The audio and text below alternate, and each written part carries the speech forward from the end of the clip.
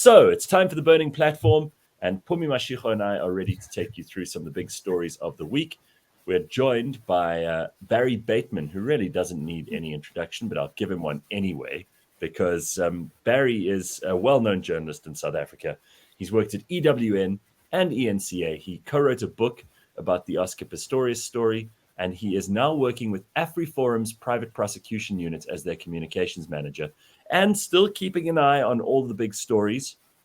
I want to start off, though, Pums, if you don't mind, with just letting Barry bask in the glory of his career so far. First of all, Barry, welcome. You know, it wasn't that long ago that you were the guy who broke the story, as I recall, of the WaterKloof Air Force Base and the Guptas, which really was the start of the reveal of state capture, if you think about it, right?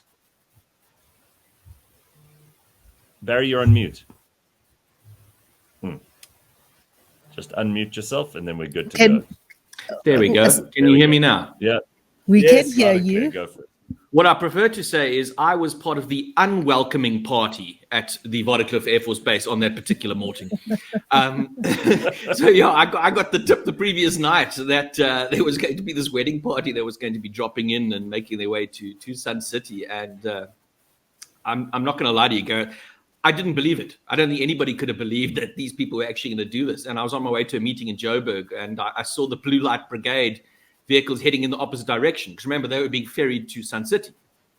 And I called my editor, Katie, and I said, listen, I'm just going to quickly stop in at the airport and have a quick look. And there it was, this massive welcoming party, people getting into big VIP vehicles, the police escorting them out of there.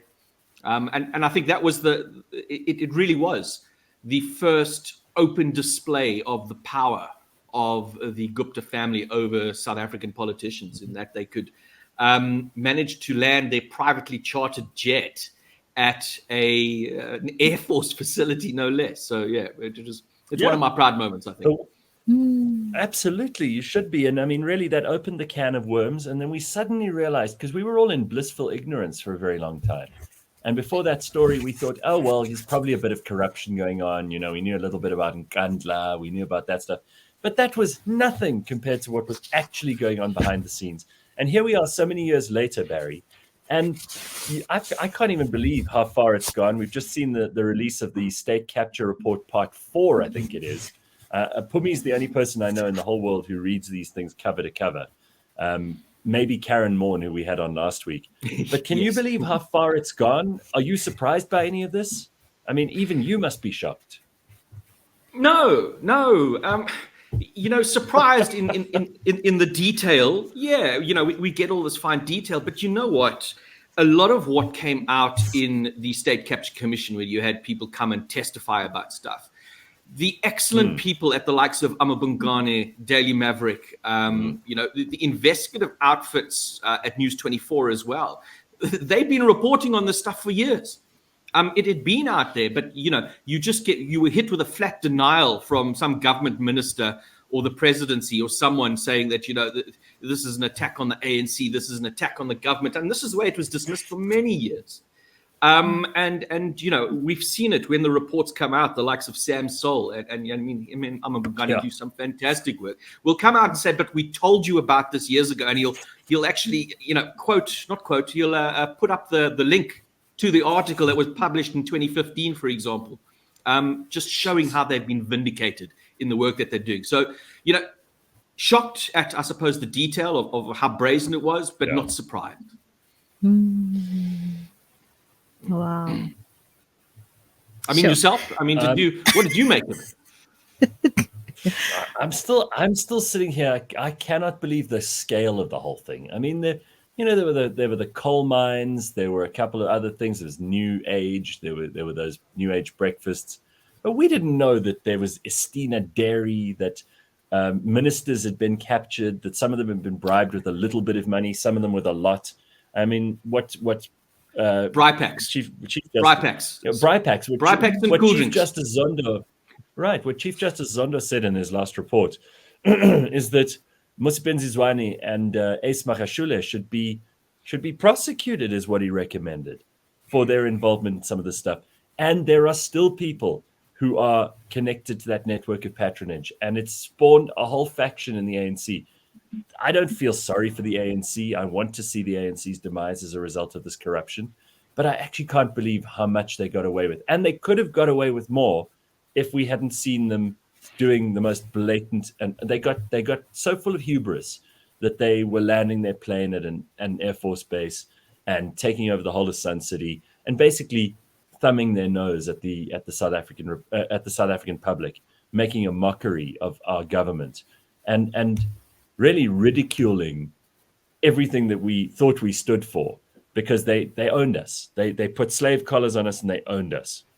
So, you know what? I'm quite interested in hearing, Barry, and as we, over the past week, as bits and pieces of what's in the reports and what the follow-up is going to be, as we wait with bated breath to see what the NPA do with any, if that's for me with what's all important. or any of this.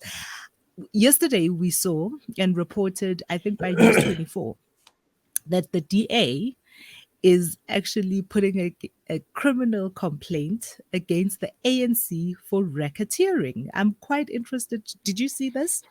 And I'm I didn't see it, to know what do you think of that? It's politicking. I mean, clearly, what's the DA doing filing a racketeering charge? How have they formulated this racketeering charge? I mean, not even the NPA knows how to properly, formulate a racketeering charge. If you look at the history, and that's one of the issues that we have. And I'm speaking for the private prosecution unit, and we watch what happens and so on. This is something I've seen for many years.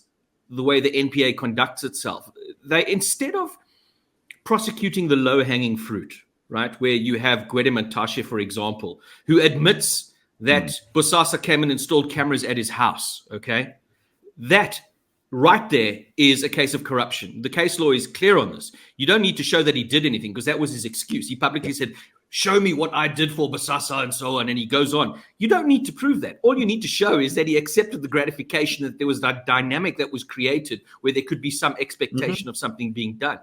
So instead of the NPA going after Mantashe on that very simple case of corruption, which will sit with a minimum sentence and get him locked up, prosecuted, done, they will rather sit for 5 years formulating 300 charges and 5 million counts, of which they could probably realistically only prove 3. But they will investigate into perpetuity while we continue to wait for something to happen. So that's our concern. That, the state must move. They must get people into court, get on the low-hanging fruit, and get people in prison for what they've been doing. All right, so you've jumped out of the frying pan into the fire, and this is really why I'm glad to have you on this morning. I want to talk a little bit about Afriforum and this private prosecution branch that you've got going there, because you guys are doing amazing work, and not just for the people that everybody thought you would. Thank you. We can talk a little bit about the PR element of this, but really, Afriforum are helping people. A lot of people who would otherwise have not received any help at all. Ordinary citizens. Some of them are civil rights abuses. Some of them are things that should have been investigated for ages. Some of them are corruption. And we've got to talk about some of those cases. But let's just for a minute address the NPA, because I'm so sick of talking about Shamila Batoy and hoping that something will change. It's not going to change, right? How long has she been in office? How many people has she actually sent to jail? Because Pumi and I were saying sarcastically last week, it turns out that Sean Abrams might even have been a better National Director of Public Prosecutions than Shamila Batoy has been. She's done nothing. She sat on her hands. I mean, how long has she still got in office, and what is it going to take to get rid of her? Is she as reviled as Busisiwe Mkhwebane? No, people seem to give her chance after chance after chance. What's that about?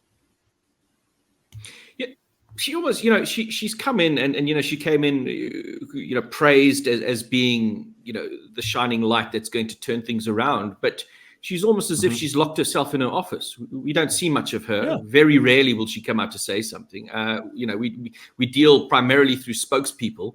She goes to Parliament occasionally and talks about the difficulties that the NPA experiences. But you're quite right, Gareth. It's a problem.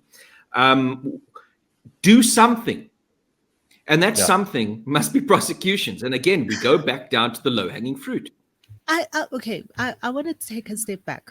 And Barry, if you can help me, and also for our listeners, for the benefit of our listeners, frame for me, because the idea of private prosecution is a relatively new one. So frame for me what exactly private prosecution and the scope for Afriforum is first, before we start with the stick and Shamila.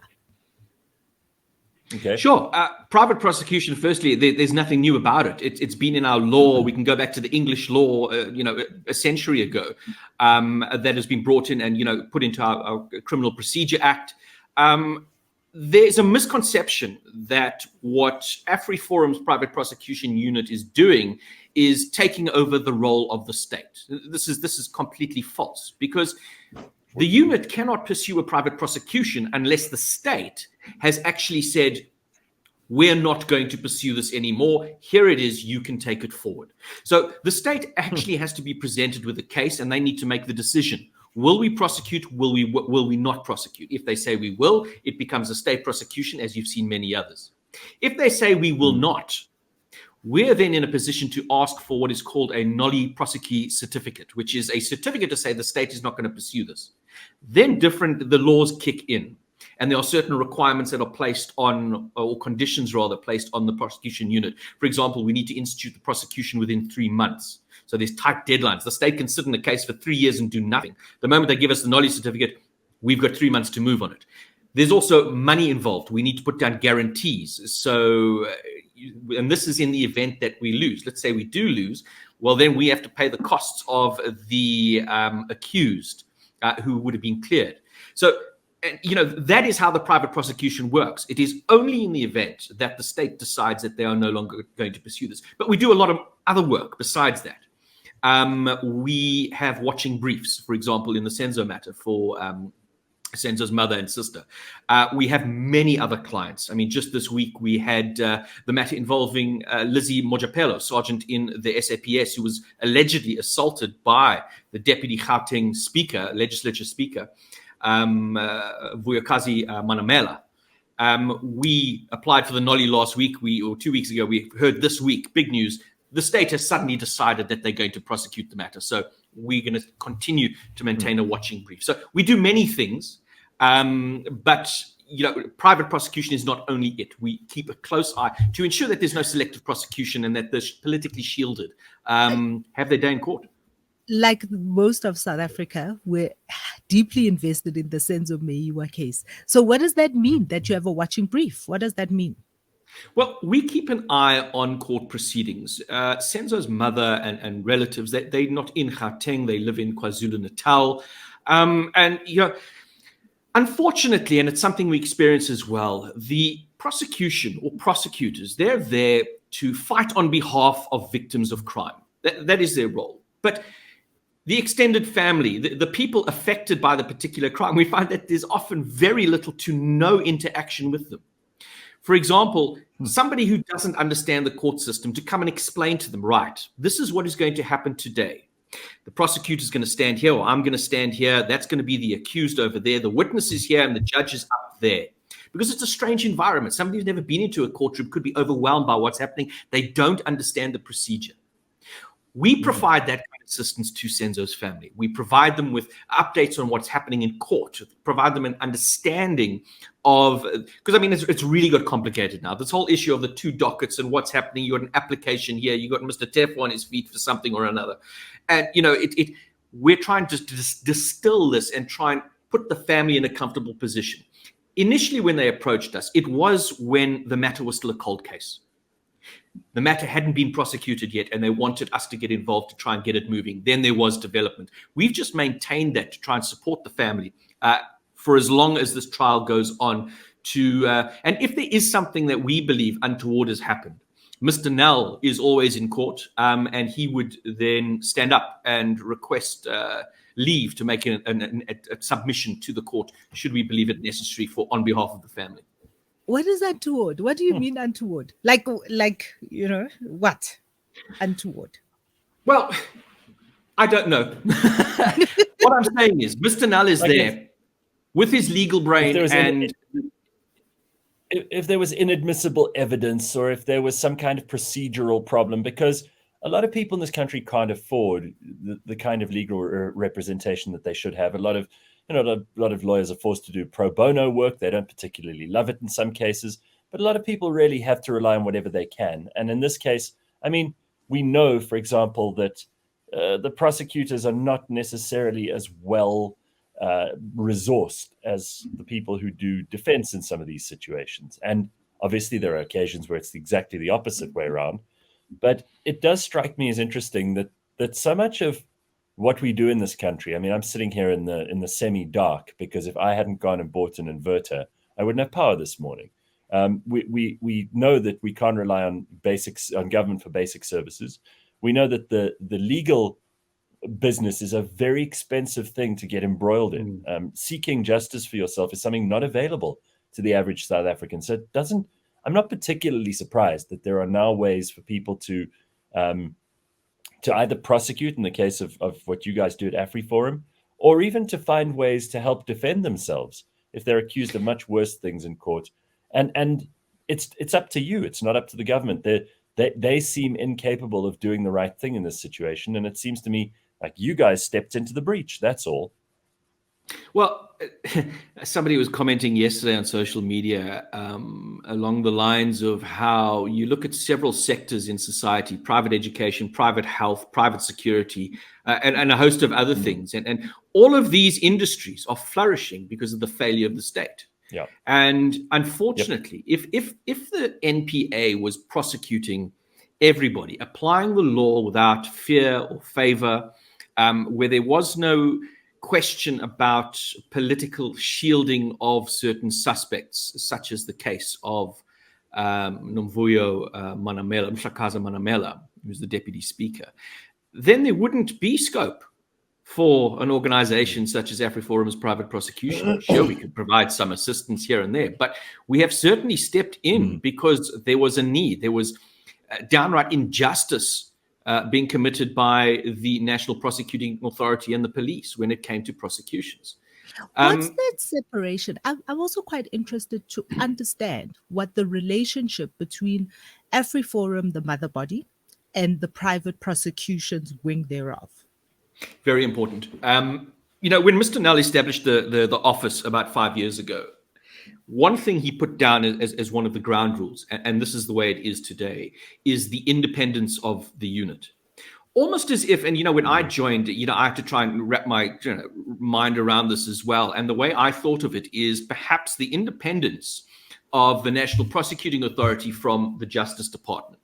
Whereas the Justice Department, led by the minister, might deal with all the political aspects and so on related to it. It might be the funding arm. The NPA itself is an independent body. It's got its own head. They make decisions about their own resources and so on, and what matters they're going to choose. Mr. Null has the final say on what matters we do here. There's no instruction, nor does Mr. Null report to the mother body Afriforum. Of course, there are occasional meetings, general meetings, but it's not in the sense that we take any instructions and so on. We are entirely independent. It's a small office. There's about 10 of us. And we get on and do what we got to do. Our results, you can just simply see it in the media. So I'm so you very don't have interested. Go ahead, Gareth, Holmes. you go. Well, I think for a lot of people, Afriforum seems like an almost quasi-political organization. It's funded by members. It's for all intents and purposes a para-political body which kind of operates. And some people say that Afriforum is a great thing in civil society, that they stand up for the rights of their members, that they are the kind of organization with a very that can specific actually... ethos. They also have a very Correct. specific ethos. But I think what Pumi's getting at here, Barry, is that maybe Afriforum uses this private prosecution unit as a way to score political points on their supposed enemies. It would be a very expensive and complicated way of doing that when the enemies, in inverted commas, in this case, the ANC and the corrupt government, they seem to be shooting themselves in the foot and doing themselves more damage than Afriforum could ever do to them with private prosecutions. What No, is not that necessarily. philosophy? Wait a minute, Gareth, but that's think not so? necessarily true, because if their strategy is one to go after and set, and we know that this is how the law works, is you have to set benchmarks in the law that allow certain things to become a reality. And if their strategy, if Yeah. their political strategy is to then go at it in that particular way, then it makes absolute sense to have a private prosecution arm in place that goes after specific cases, which would set legal precedents that would allow. I mean, this is what we're looking at in America, with everybody's up in arms about Roe v. Wade, right? Is because there are so many precedents that then follow from all of those prosecutions that use that as a that Let me is address what that. and that yeah. 2 points. First off, this notion of going after political enemies. Yeah, if that were the case, and again, as I explained earlier about when the private prosecution unit can function or can act, okay, the conditions, the state first needs to make the decision that it is not going to do that. So if it were true that this unit was going after political opponents, the quickest way to neutralize the unit is for the NPA to do its job.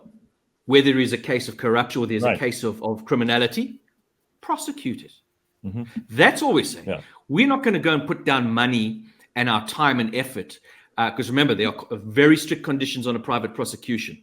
You've got to put down hundreds of thousands of rands as surety. We're not going to go to all that effort where there is not a prima facie case. Mr. Null is a prosecutor. He's not going to go stand in a courtroom and fight for a case that's not going to win because he'll embarrass himself. And it's simply, well, what's the point? That's an injustice to go after somebody where there is no case.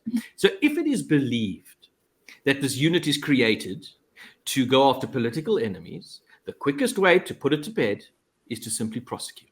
Yeah. It's as simple as that. Do your job. No, but that's not what I... All right, so... I'm not saying it's about going after political enemies. I'm simply saying that it is a very clever strategy to create precedents that can be used in the political arena. Yeah. Yes. You're still going to meet the requirements. I mean, we look at Mr. Zuma recently. Excuse me, say that again?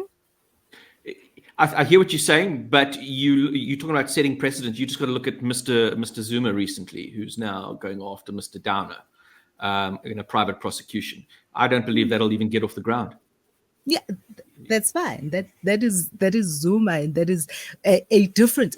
And all that I am bringing to the fore here is that it is a possibility that this is a political strategy that allows a backdoor into particular precedents in order to be used for political gains. But having said that, I'm also, and this is the reason why I'm asking you about the separation between the two, Barry, is because I'm quite fascinated at the moment. When you joined as a spokesperson, you moved, and we started the show today with your illustrious career as a journalist, which essentially just made you an objective observer of what is happening and reporting on all of those things. And when you move into the realm of being a spokesperson, you take the trust that people have in you and your objectivity or your point of view, and you lend that to the particular organization to say, I am now going to speak for these people. Absolutely. And I'm using the person that I am,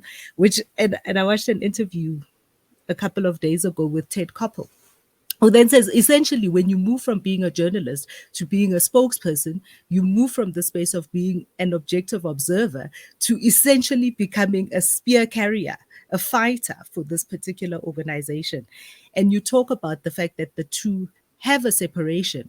But in the past couple of weeks, you've been tweeting quite loudly, I would say, about the border control issues and Afriforum, which is and Afriforum taking on this responsibility, which is not the private prosecution wing, but because now you are linked to Afriforum, is that what you have become? Is this, you've come to this organization because you believe in what this organization, not just the private prosecution, but also Afriforum, and you are lending your credibility to that?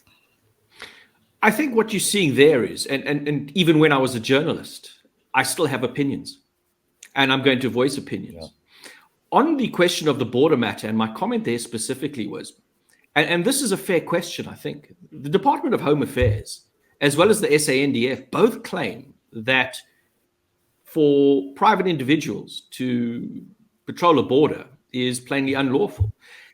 But nobody in the reports that I've read actually asks either of those bodies, the SANDF or the Department of Home Affairs, well, what law are you referring to? What offense is it for a group of private people to walk along the border, whether they've got a dog on a leash?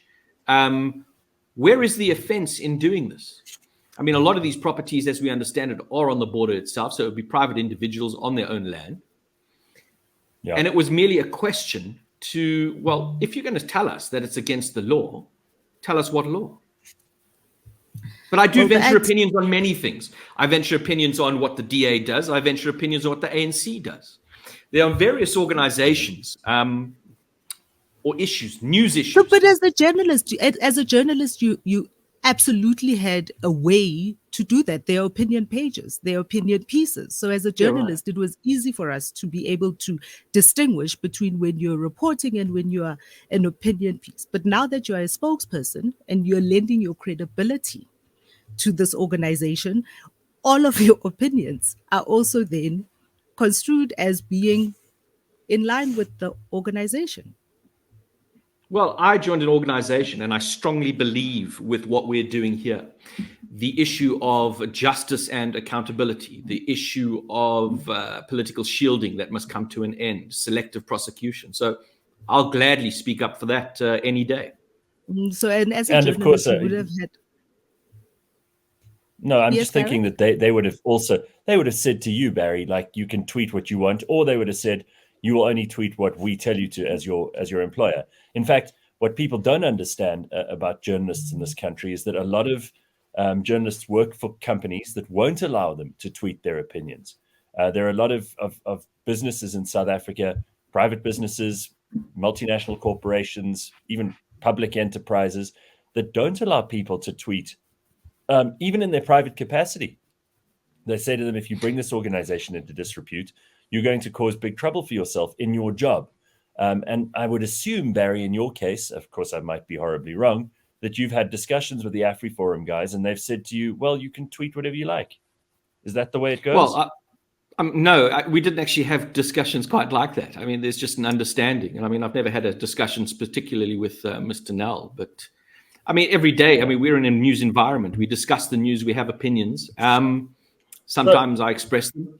So as a journalist, I do want to talk again about the border control thing, because one of the things for me that is very worrying about that, and private individuals on their land and protecting their land is a very different thing from private individuals saying that the border authority is failing, therefore we are going to take up this particular job, right?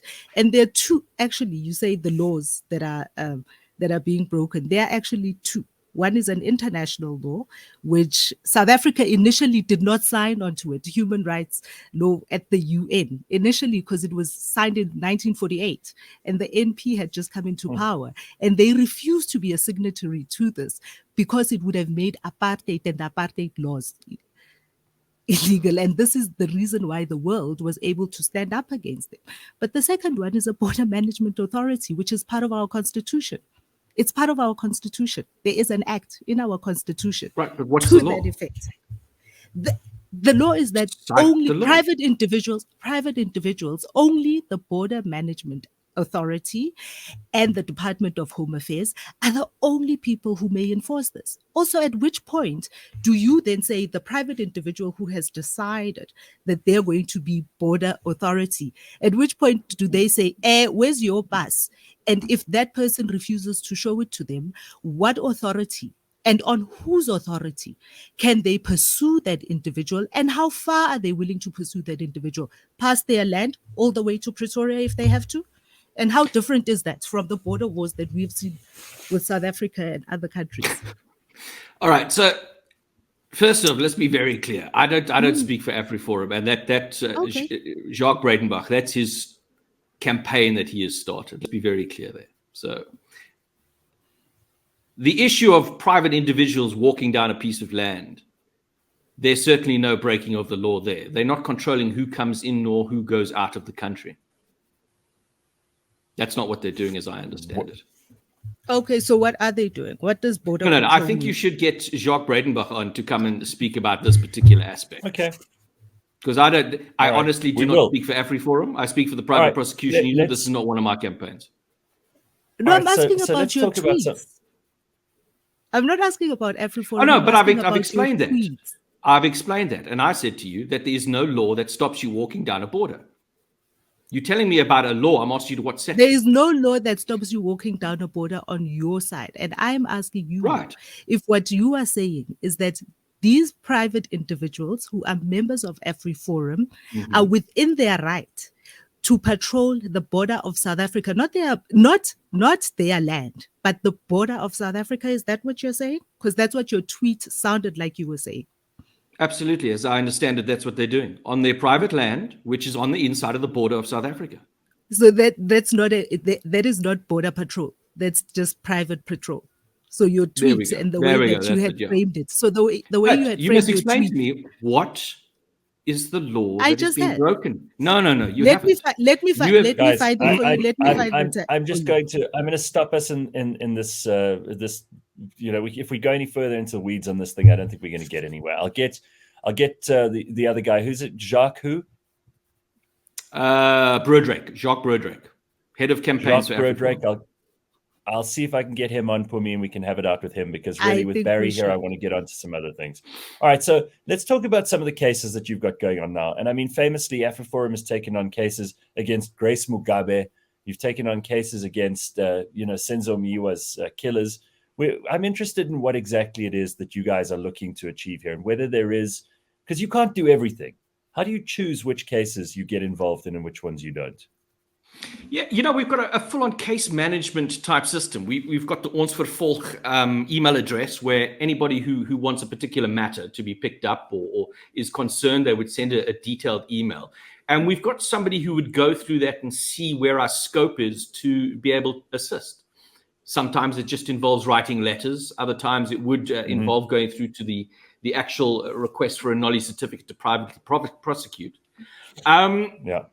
The whole goal is, and again, I'll go back to this incident, this matter that we were dealing with earlier this week with the Deputy Speaker of the Gauteng Legislature, where we wrote a letter saying, okay, because the matter was on the roll, the Deputy Speaker appeared in court, but then a prosecutor decided, no, we're not going to pursue this any longer. We stepped in and said, right, so give us the certificate so we can take it further.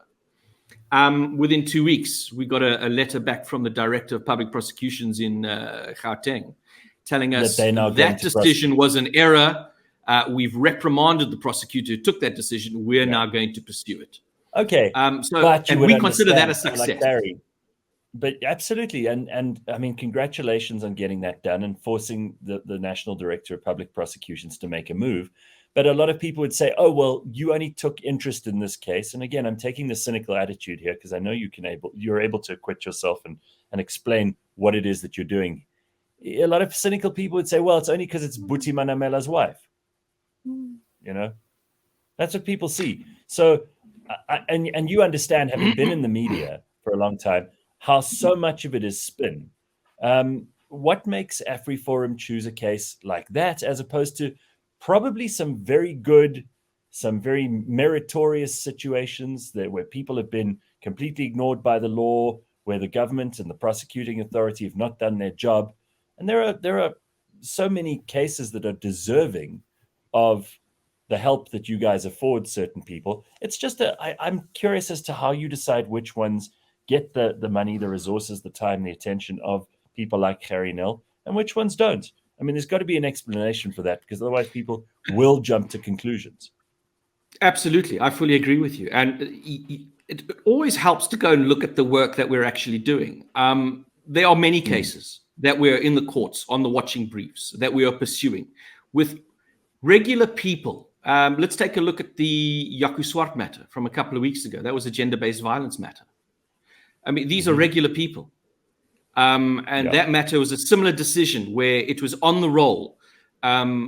Nicoline Swart, the matter was going to pursue. On the day of the trial, she was actually informed that we're no longer going to pursue this matter.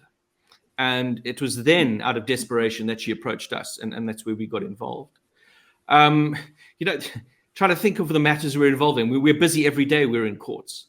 The cases are taken on questions of merit, where there are grounds. So you say the Manamela matter, we're only doing it because it's political. No, I'm saying some people would say you only took an interest in it because it's. Oh, all right. Okay, I hear what you're saying. I'm not saying that. I think no. And to be perfectly frank about this, I think it's great when you guys do get involved in issues like this domestic violence matter that you mentioned with SWAT the other day. I think it's great. I read these in the papers and it gives me a thrill to know that there is some other place people can go to seek justice if they haven't got that from the authorities. So I'm not in any way opposed to this. Just like ordinary people going around fixing potholes in the roads, I'm all for it. If it's the insurance companies, great. It's because government aren't doing their job. I love the fact that there are people patching the holes that government can no longer fill. I don't have a problem with it. But in this case, you can understand why there would be people who'd say, oh, well, it's a political motivation.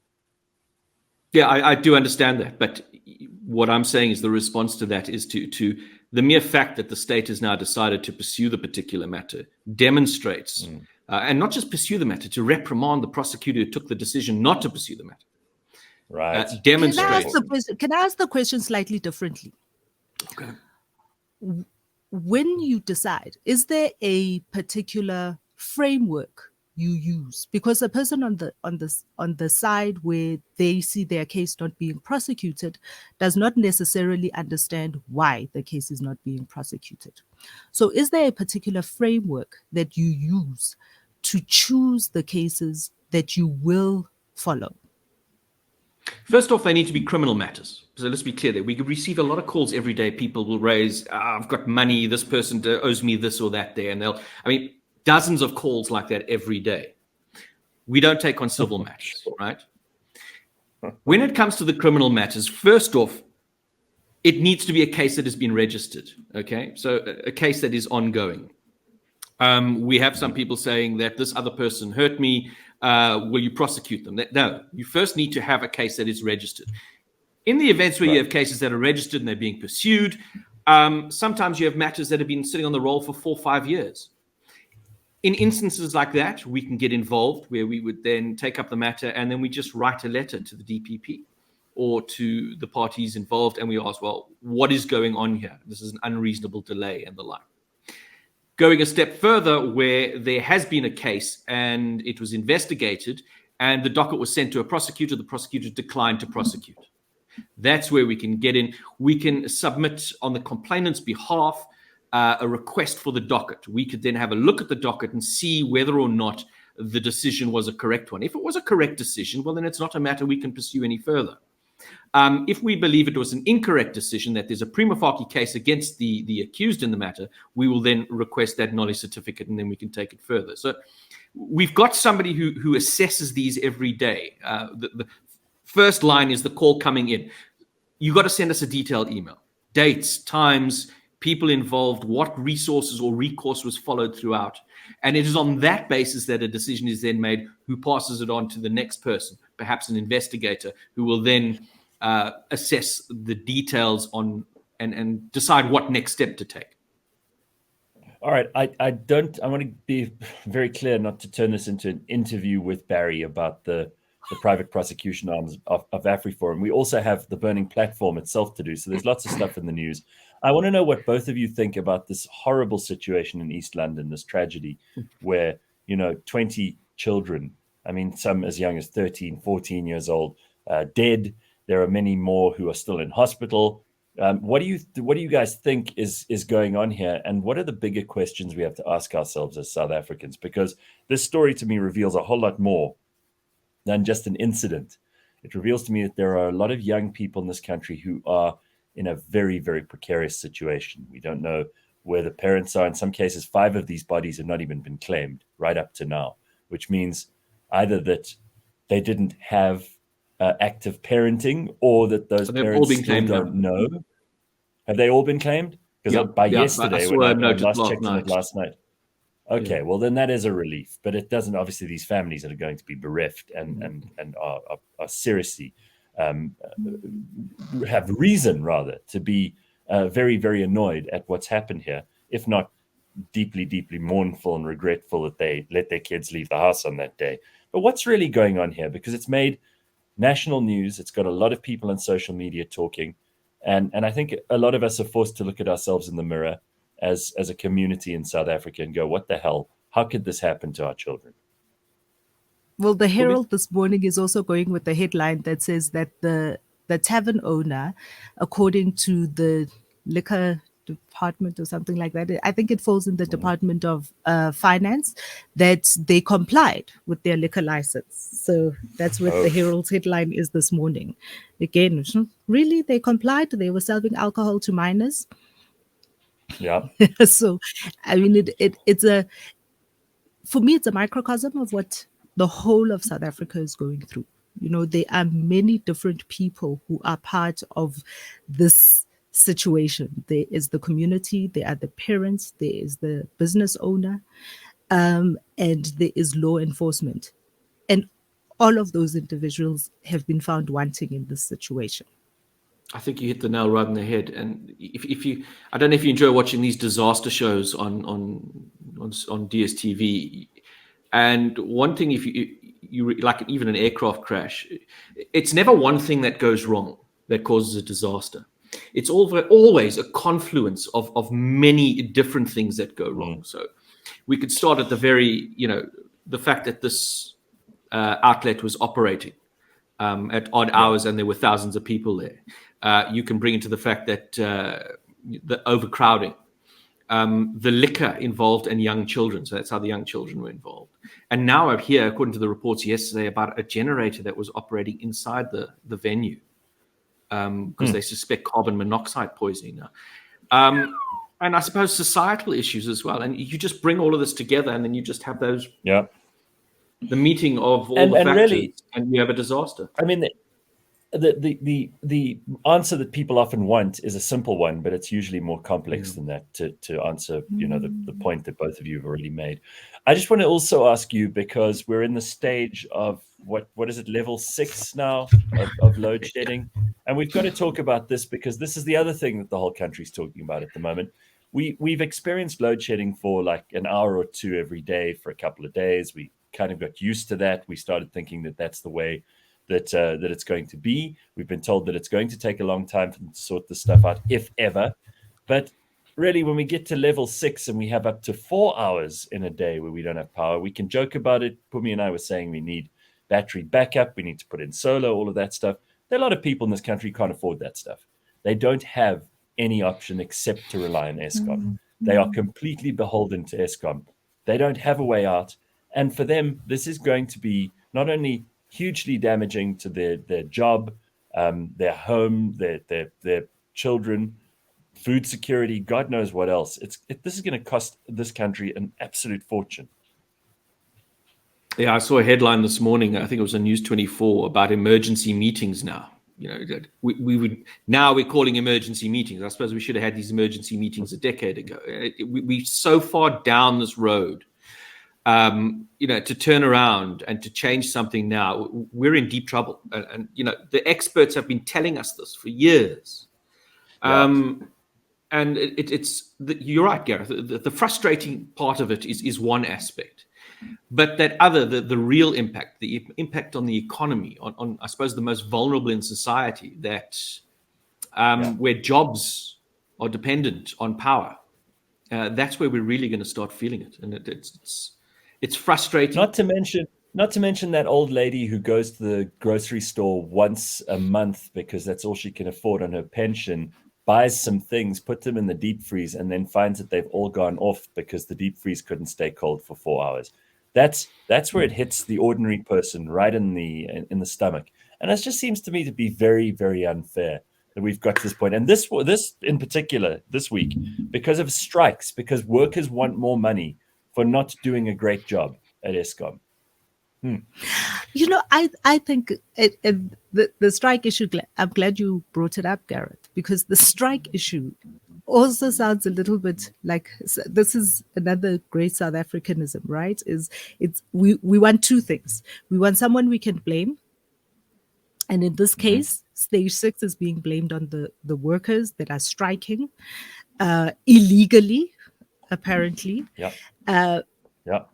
and the other thing we want is we want a savior. We want somebody who's going to come in and fix everything for us. And here we are, with Eskom, and I'm wondering how long it's going to take the Rata to actually put his hand up and say, listen, guys, I don't know what I'm doing. I can't fix this shit. I'm out of here. But look, and I wish that it was more than just him, all of the various individuals. I think it would work better for us all if we actually understood that nobody is there at the wheel. Nobody knows what they're doing. There's not enough engineers. Right. There is not enough. Well, I saw Pravin Gordhan trying to take credit for sorting out this colossal fuck up. I saw him saying in the news just yesterday. You saw Pravin Gordhan? I've been wondering where he is. Yeah. Like flights to Durban cost 4,000 rand in a single direction because they cocked up SAA. And Pravin Gordhan has been quiet. He's the guy. He said yesterday as public enterprises minister, no, he's cobbled together a deal for the workers at Eskom and saved us. So you mentioned the bad person we want to blame, but there's Pravin trying to step up as the savior. This guy he's unbelievable. He's made of Teflon, and people still think he's one of the good guys. I am very excited see that. I am very excited to see that even our newspapers and journalists have gotten to a place where the rest of South Africa has been, that says these guys have completely fucked up and none of them are going to save us. And they're beginning to ask some of those tough questions. I think for a very long time, and we've spoken about how Cyril is treated with kid gloves. This past Sunday, almost all the papers carried even his favorite, Peter Bruce, had some scathing comments to make about Cyril Ramaphosa. We're seeing the same treatment now, heading in the way of Pravin Gordhan, and I'm glad. That we've come to a place where the brutal honesty now is, because the newspapers and the media continues to have quite a disproportionate voice in terms of how South Africans understand the paradigm of what is going on. What you're speaking about also is the decline of Ramaphosa. But Barry, talk about this, because you're no longer a journalist. You don't work for a media house. I mean, the state of the media, and Pumi's reference here, I think, is so apt. Like the way people are falling out of love with Cyril, the way that the media fell in love with him for no good reason at the start of his term. You've seen how newsrooms work in various places. You've worked with lots of journalists who work at other publications, and over your career, you've probably got to know all of them.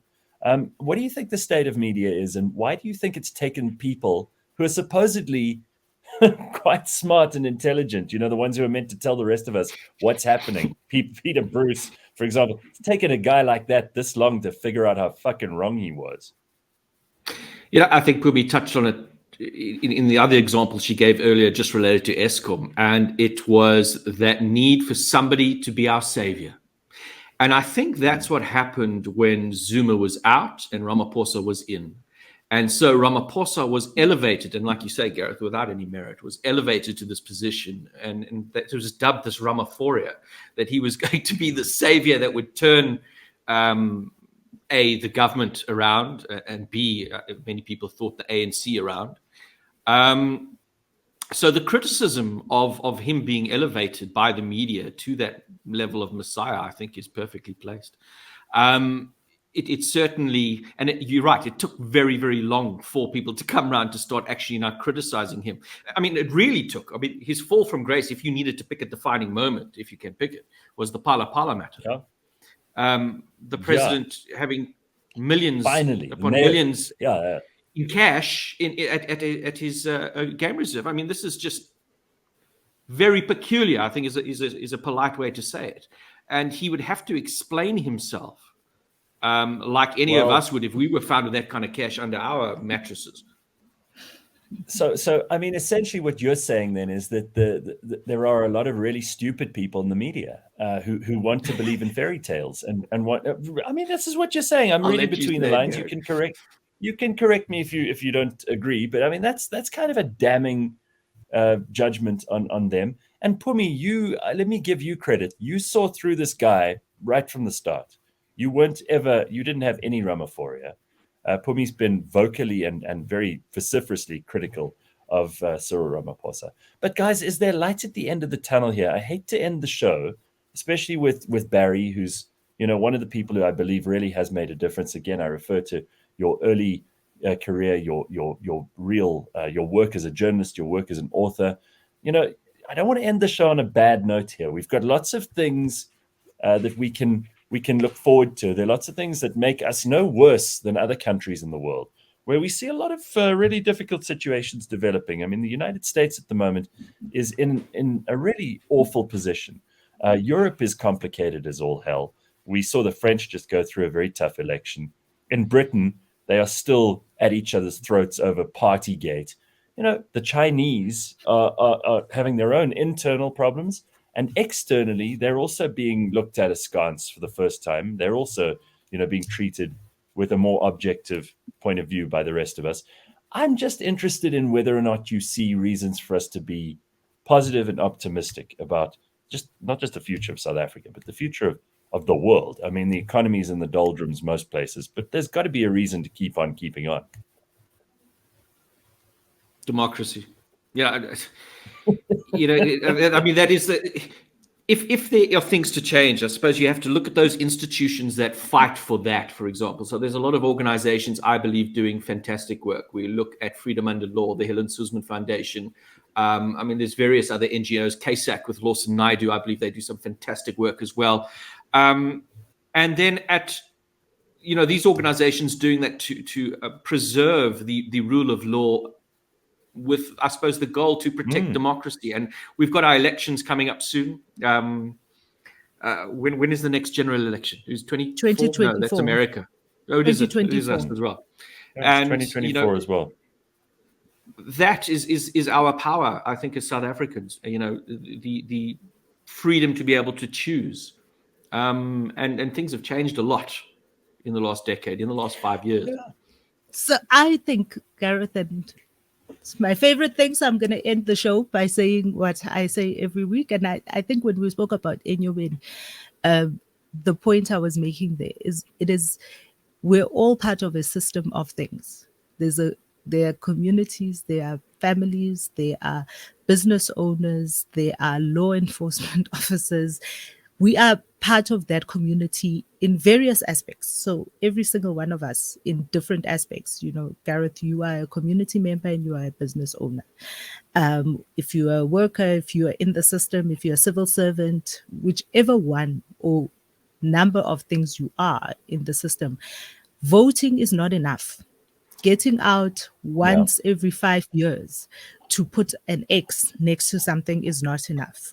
You have to be actively involved in all these aspects. Holding authorities to account is not about showing up to put your X. It's about doing the work too. I think South Africans must have come to a place now that says nobody is coming to save us but ourselves. So we've got to roll up our sleeves and we've got to get involved beyond just putting an X. Well, you really said, you've said precisely one of the reasons why I like having Barry on and why I've got to give an organization like Afriforum, Solidariteit. There are lots of these organizations that are doing exactly that. They're standing up and they're doing stuff. They're not just going to the polls as ordinary citizens and voting. And we need more organizations like this, frankly.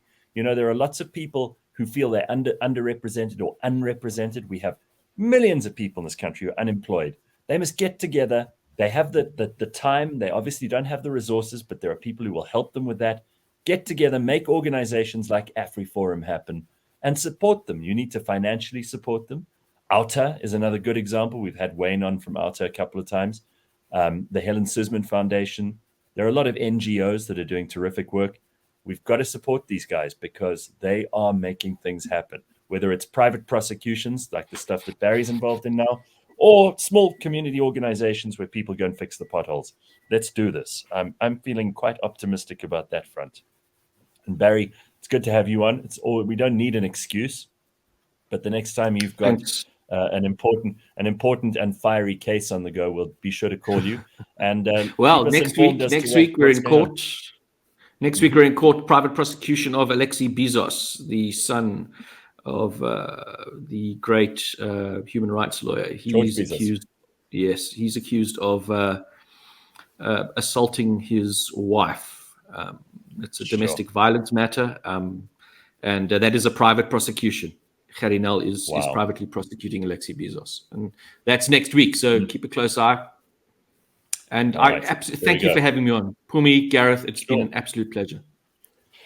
No, absolutely. We wouldn't give anyone an easy ride here either. So it's not a PR move for Afriforum, which is why I'm glad that we asked some of the tougher questions. And Barry, we will see you soon. Pumi, we will see you next Thursday. Everybody have an excellent Thursday and try and keep warm. And I hope you get your lights on for at least, I don't know, an hour or two today so you can do all the stuff you have to do. Cheers, everybody. See you tomorrow. Thanks, Gareth. Bye-bye. Thanks, Pumi. Bye.